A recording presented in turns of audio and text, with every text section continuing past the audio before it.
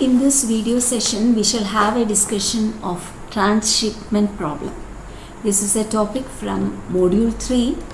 Now, this transshipment problem is an extension of the classical transportation problem. Let us have a comparison between transportation problem and transshipment problem. In transportation problem, as you can see from this diagram, the transfer of commodity is between sources and destinations. So, a commodity will be transferred from a source to destination. So, in this way, the transfer of commodity is done in transportation problem. Whereas in transshipment problem, there are immediate or there are intermediate points, or there are transshipment points such that the commodity may be transferred not just from sources to destinations, but that transfer can be between sources, it can be between sources, it can be between sources and destinations, it can be between destinations and destinations. So there are various ways in which commodities can be transferred in transshipment problem.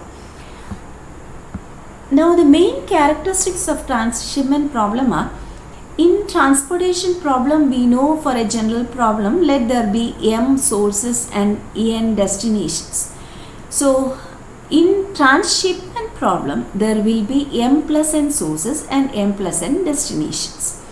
Now, if Si is a source from which we start, and if Dj is a destination on which we have to end, then this transfer from Si to Dj can be directly from Si to Dj, or it can be through another Di before reaching Dj. Then Si can be Si, from Si we can move to some Sj, then Sj to Di, then Di to some other Si value, and then to this Dj. So there are various ways in which movement from Si to Dj is possible, and you can see that the movement from Si to Si will be with cost 0.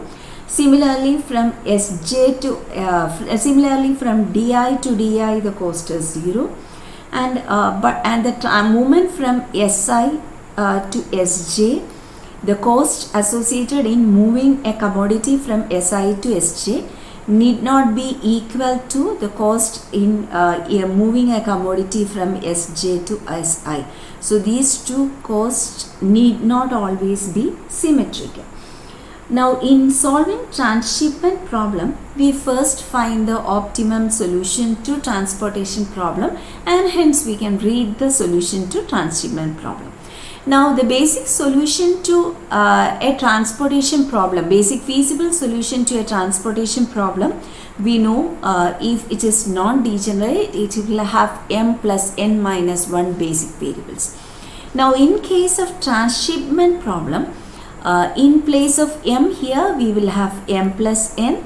Then in place of n in the transportation problem, we have again m plus n minus 1. So, hence we will have 2m plus 2n minus 1 basic variables in the basic feasible solution of a transshipment problem. Now, we can omit the diagonal entries. Say the diagonal entries will be like say S1 and S2 are our sources, D1 and D2 are destinations. So, m plus n sources and destinations will be there. So, S1, S2, D1, D2 also appear as column headings as well.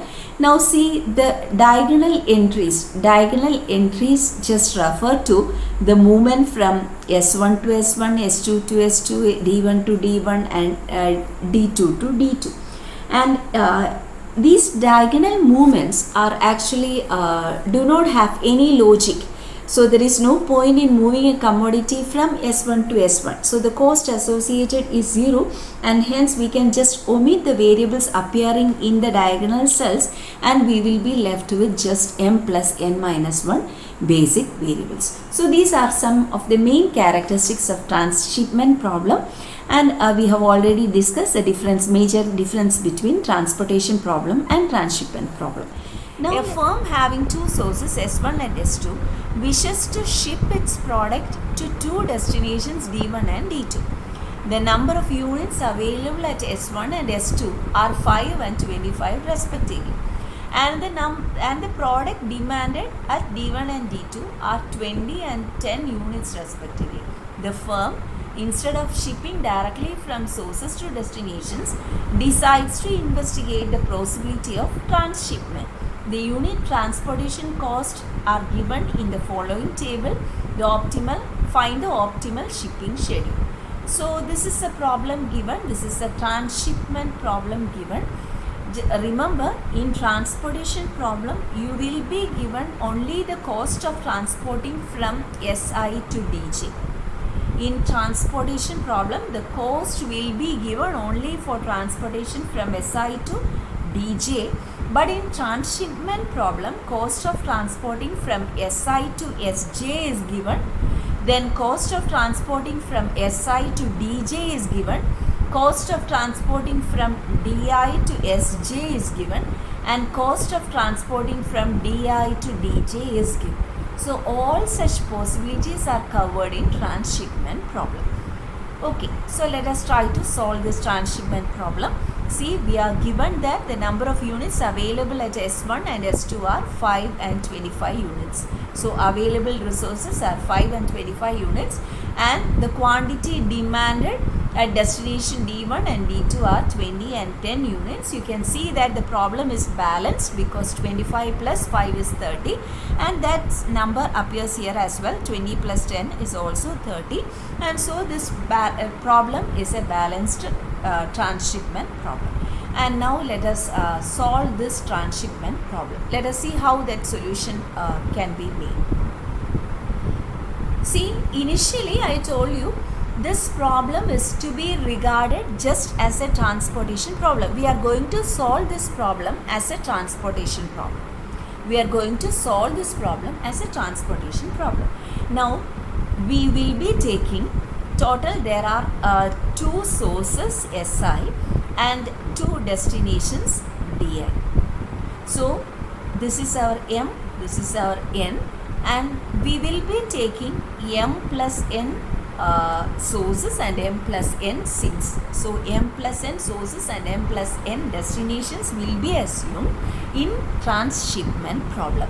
So here we will have S1, S2, then we will have D1, D2, and as column headings also we will have S1, S2 and D1, D2. So this is the order that we maintain. Okay. So all together we have 2 plus 2 columns and 2 plus 2 rows. Now you can see that this 5 is availability at S1, 25 is availability at S2. Similarly, the demand at D1 is 20, demand at D2 is 10. Now, in order to do it as a transshipment problem, we will have the initial solution with the help of, we will have the solution with the help of transportation problem. Now, in order to apply transportation problem, we should have supply and demand at each of these marginal points. So here we should have a value, here we should have a value, here also you should have a value here, and at all these marginal points you should have values. Now where to get those values? Now these values at the points other than this availability points and demand points, they are called buffer stocks. So we are arranging buffer stocks at each of these supply points and the demand and the destination points. And the buffer stocks are added in this following way. Please see how this buffer stock gets added. Now see, 25 plus 5, 30 is a total demand, and the same 30 is the total availability. So we will be adding 30 to each of the points. To each of the marginal points we will be adding 30. So these are considered as buffer stocks. Now these buffer stocks are meant for the solution purpose only. So immediately after the solution, we will just remove this buffer stock. So this buffer stock is meant for the solution purpose only. So we have added here a buffer stock. See that this is 30 plus 30 plus 4 times 30, it is 120, plus 30, it is 150. So that's a column total. Then the column total is also 150. So it is a balanced transportation problem. This is always a balanced transportation problem. Now we are going to apply our Vogel's approximation method, any known method, in order to get the initial basic feasible solution. So let me apply Vogel's approximation method. So Vogel's approximation method gives solution which is very near to the optimal solution. So we opt for Vogel's approximation method. Now in order to apply Vogel's approximation method, what we do is we identify the smallest value, smallest cost, and next higher value, and we take the difference between the two. The difference between the two is 0 and 2 is 2. Next row also have two lower values as 0 and 2. For the next row it is 1. For the last row it is 1. The difference between 1 and 0. For the first column, 0 and 2 are the lowest two values. Second column also 0 and 2. Third column it is 0 and 1. Fourth column it is 0 and 1. So we choose maximum among these penalties. So I choose this first two. You can choose any of these twos. So I choose the first two, and I prefer this first cell to enter the basis. So we make here an allocation. So here in this first row, with maximum penalty, we choose a cell with minimum cost. So this cell 1 is a cell with minimum cost, and there we make maximum possible allocation, and the maximum possible allocation is 30. So we allocate here 30. So we allocate here 30. Okay. So this 30 is allocated from this first column. So we cut off the whole first column. So the whole availability at the first source is over. So we cut off the first column, and we make subsequent changes here. This 30 is cut off from here, and only balance remaining is 5. Usual Vogel's approximation method. Then we find the next set of penalties. The next set of penalties are the difference between 2 and 3, difference between 0 and 2, difference between 0 and 1, difference between 0 and 1. Then first column is cancelled, difference between 0 and 2, difference between 0 and 1, difference between 0 and 1. Again the maximum penalty is 2, so I choose the second 2. So we consider this particular row. In this row, we make maximum possible allocation to the lowest cost cell. Lowest cost cell is this cell with cost 0, and here we make the maximum possible allocation. Maximum possible allocation is the minimum among 30 and 55. So this 30 is the maximum possible allocation. So we subtract 30 from here, and we cut off this whole 30, and we cancel off this particular column. So this column is also cancelled. Now again we go for the same procedure. Vogel's approximation method is repeated. Penalties are written. So 2, 1, 1. First column cut off, second column cut off, then 1, then 1. So 2 is the maximum value. So we choose these 2, and we choose the third row. In the third row, the maximum possible allocation is given for the cell with cost 2. So here we make the maximum allocation, and the maximum allocation is 30. I mean, it is not 30. Sorry. This is to be cut off, and balance remaining is 25. So we make the maximum possible allocation. So this 25 is also cut off. So we will be cutting off 25 from here. So 50 minus 25. So 25 balance remains here, and hence we cut off this second row. Now again we move in for the next set of penalties. 1. This row is cut off. 1, 1. Then we have down here first column cut off, second column cut off, then 1, then 1. So all the penalties are 1. So let me choose this one and let me consider this first row. In this first row, maximum allocation is given for this lowest cost cell with cost equal to 3, and the maximum allocation is 5. So this 5 is also cut off, and this 25 becomes 20. So hence we are cutting off this first. Now again to the penalties. First row is cut off, second row is cut off, then here 1, then here 1, here 1, and here also 1. These 2 rows are cut off. So we go for the next higher value, which is 1, and we opt this row. We opt the third row, and in third row the maximum possible allocation is given for the cell 0, cell with cost 0. So here the maximum possible allocation is 20.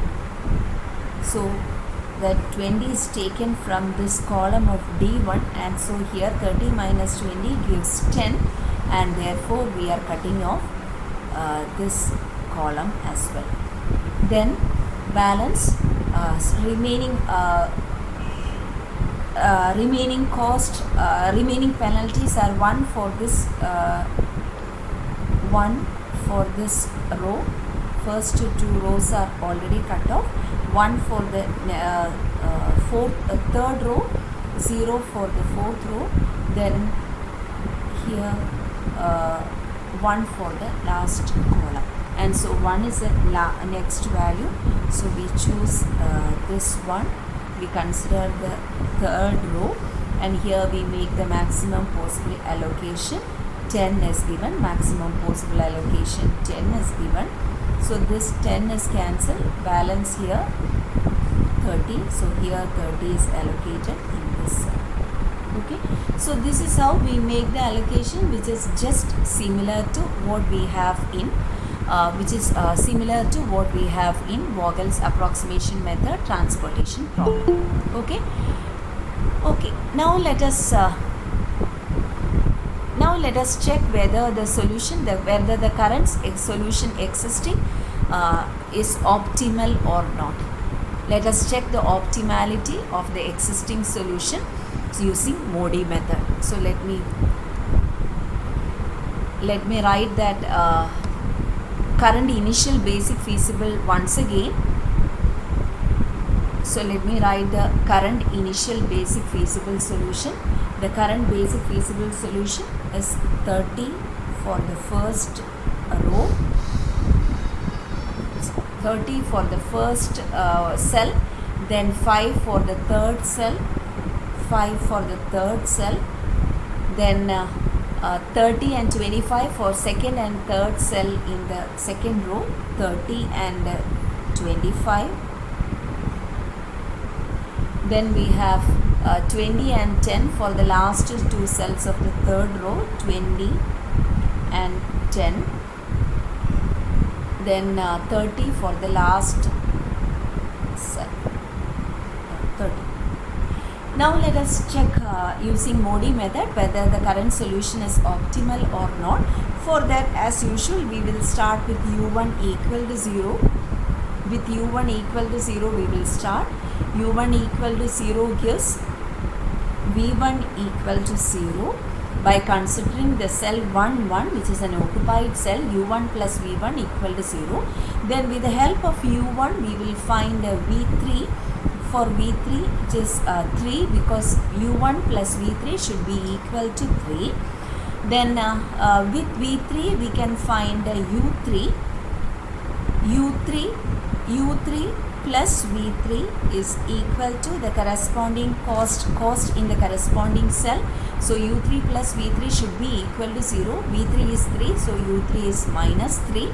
When u3 is minus 3, we can find v4, because u3 plus v4 equal to 1. So u3 is minus 3, therefore v4 is equal to 4. Now with v4 you can find u4.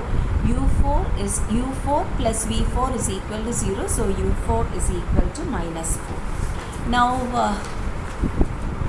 with V3 equal to 3, we can find U2. U2 is equal to -1. So that U2 plus V3 is equal to 2. Then with U2 equal to -1, we can find V2. V2 is equal to +1 because U2 plus V2 is equal to 0. And hence we have all the marginal UI values. Now let us identify the net evaluations, or we call them as opportunity cost for each of the non-basic cells. So for the first non-basic cell, which is cell 1, 2. 1, 2 is the first non-basic cell, and the opportunity cost is U1 plus V2 minus C12. So 0 plus 1 minus 2, it is -1. Then next unoccupied cell is a cell 1, 4. For the cell 1, 4, U1 plus V4 minus C14. 0 plus 4 minus 4, this is 0. Then next unoccupied cell is a cell 2, 1, and here it is -1 plus 0 minus 2. So the opportunity cost is -3. And for the next unoccupied cell 2, 4, the opportunity cost is -1 plus 4, which is 3. 3 minus 4, it is -1. And for the next unoccupied cell, we have -3 plus 0, -3, so it is -6. Then for the next unoccupied cell, -3 plus 1, U3 plus V2 minus C32. So U3 is -3, V2 is 1, then minus C32 is 2.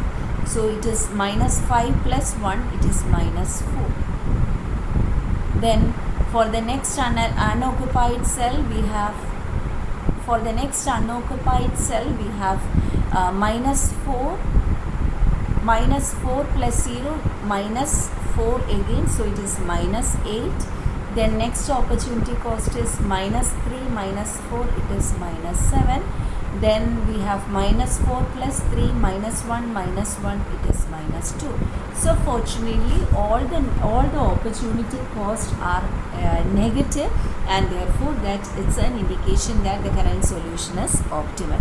So we reach the final solution of this transshipment problem, and let us now analyze this transshipment problem solution, and let us draw the optimal shipping pattern or optimal shipping schedule.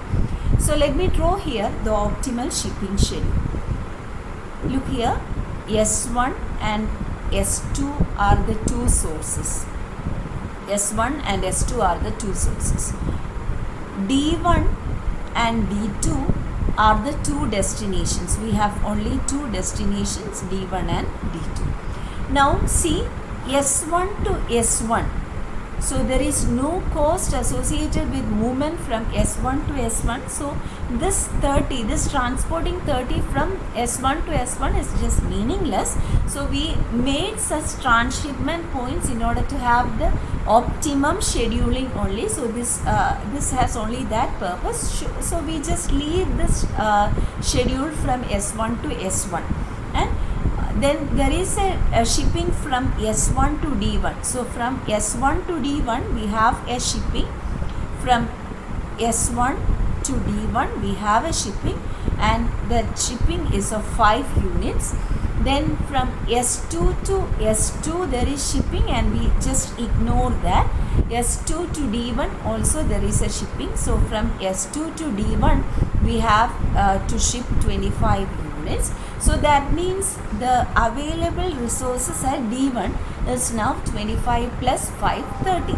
Now see, from D1 there is shipping to D1, so which can be ignored. All these diagonal entries can be ignored, and we consider only the rest. So there is shipping from D1 to D2. So from D1 to D2 there is a shipping, and that is with 10 units. And then from D2 to D2 only, no other shipping is there. So this is how we conclude this shipping pattern. So from S1 and S2 From S1, 5 units are shipped to D1 and S2, 25 units are shipped to D1.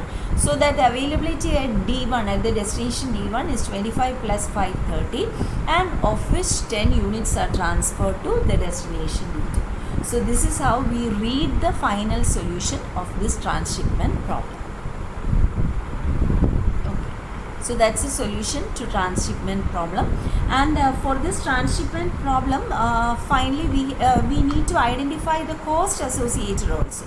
So the cost associated is S1 to D1, it is number of units transported is 5 and the cost is 3. So 5 into 3. Then plus S2 to D1, S2 to D1, the number of units transported is 25 and the cost associated is 2. Then from D1 to D2, from D1 to D2, 10 units are transported and the cost associated is 1. So this is the total cost in following this shipping pattern. So 15 plus 50, that is 65 plus 10, 75 rupees. So that is the total cost in following this transportation or this transshipment model.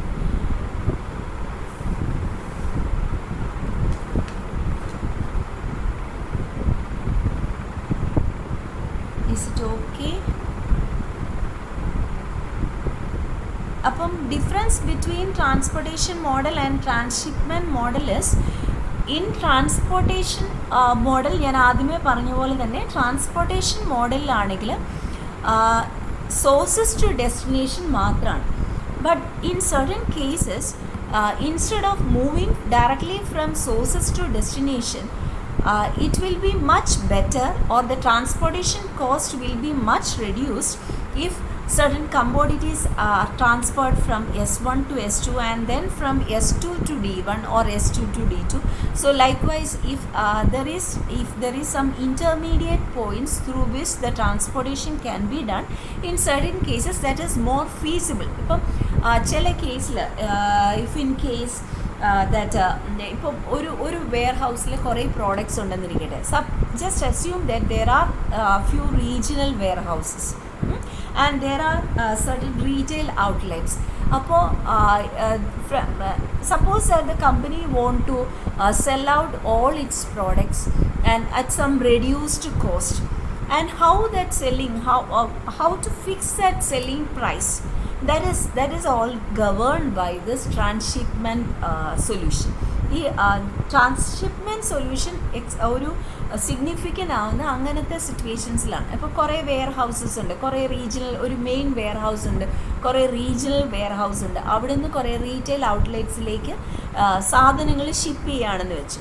അപ്പോൾ അങ്ങനെയുള്ളപ്പോഴത്തേക്ക് ഈ directly from one warehouse to the retail outlets, that may be costlier than moving the resources from one warehouse to another warehouse and then moving from that particular warehouse to destination point. So that will be better in certain cases. So transportation problem has its own limitations in a sense that it can move items only from sources to destination, but transshipment problem offers a much relaxed case where every movement is possible. So transshipment problem offers a modification of a transportation problem where every movement is possible, every type of movement is possible in transshipment problem. And so this is how we conclude the transshipment problem. So what I have drawn in the last stage is just the optimum shipping schedule.